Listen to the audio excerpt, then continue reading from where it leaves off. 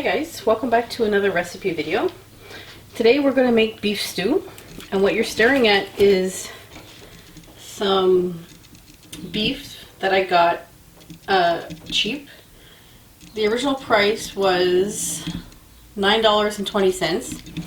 I won't pay that, I'm too cheap. So I got it off of an app called Flash Food, and they start by putting up their products at 50% off. So I paid less than half price. I paid like $4.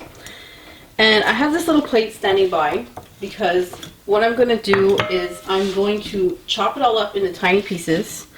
And if there's a piece that's kind of gross, like, you know, it's just an older piece of meat or whatever, I'm going to give it to my cats, because cats can eat raw meat.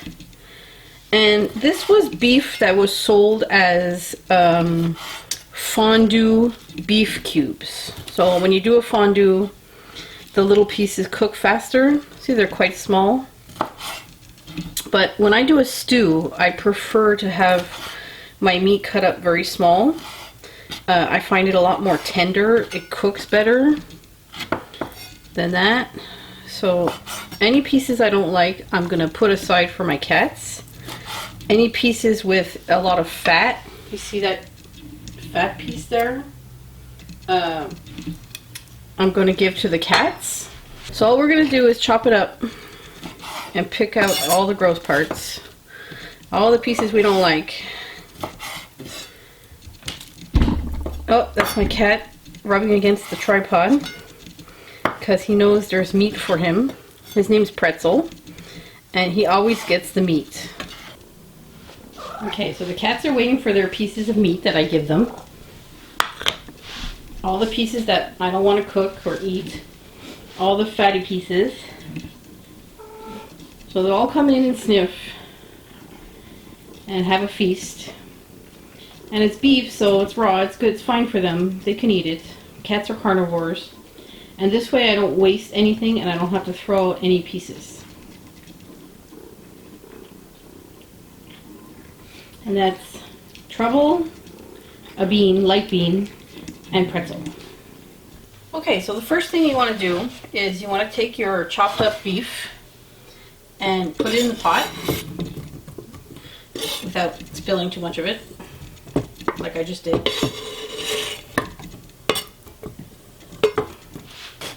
Alright, so we have the burner on maximum, and what I'm going to do is I'm going to add a bunch of spices.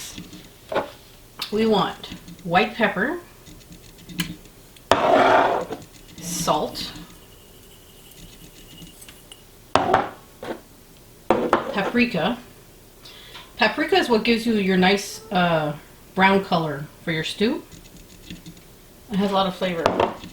And a little bit of Montreal steak spice. Nothing huge. Montreal steak spice is quite salty, so you have to be a little careful with that. And we're going to let that cook. I'm going to coat it all in all the spices. And it's on maximum, so it should start sizzling soon. What I want to get is a tiny bit, a very tiny bit of olive oil. Nothing huge, maybe a teaspoon, almost nothing. I don't usually put a lot of olive oil. I just wanted to kind of coat it a little bit so it doesn't like totally burn or stick to the pan. Alright, so we're just going to let that cook and do its thing. Alright, you got a good sear going on. You really want to sear your meat. Okay, so once your meat is cooked to your liking, smells great, I'm going to start adding the other ingredients, okay? So what I have, I'm going to show you. We're going to move. There we go. Now you can see. We have some yellow and green beans from the garden last year, baby carrots cut up because that's what I had, cherry tomatoes cut up because that's what I had, celery from the garden last year. Garlic. Bunching onions, spring onions, whatever you want to call them, from the garden last year. This is either kale or Swiss chard from the garden. I can't remember which one it is because the label came off the bag. So this is what I'm putting in my stew this time. Every time I make it, it's different. I am out of potatoes. I really always do a stew with potatoes, but I'm currently out. So let's move you back to the pot. Alright, back to the pot you go. And I'm just going to throw everything in. And at the same time, my kettle is heating up because I want the hot water. And most of this stuff is frozen. It came out of my freezer. And it lasts all year long in the freezer, no problem. Alright, the kettle's ready, it's yelling at me. So I'm just going to pour water over this.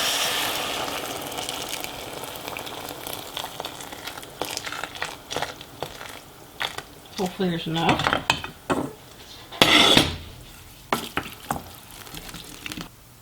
We're going to bring it to a boil and let it cook all the stuff in it.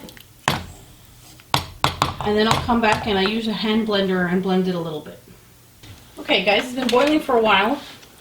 And I have my hand blender here. And I've had this thing, oh my goodness, I've had this thing for like 15 years and it's still going. But it has a crack somewhere in the plastic here. And I'm so sad because I don't want to get rid of it, but it's still working. So I'm just going to blend some of the and you just tilt your pot up.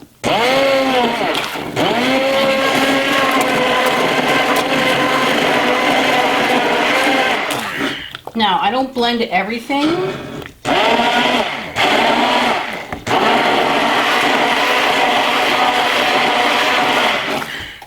Alright, I just blend it a little bit. And that will make it thicker. There you go.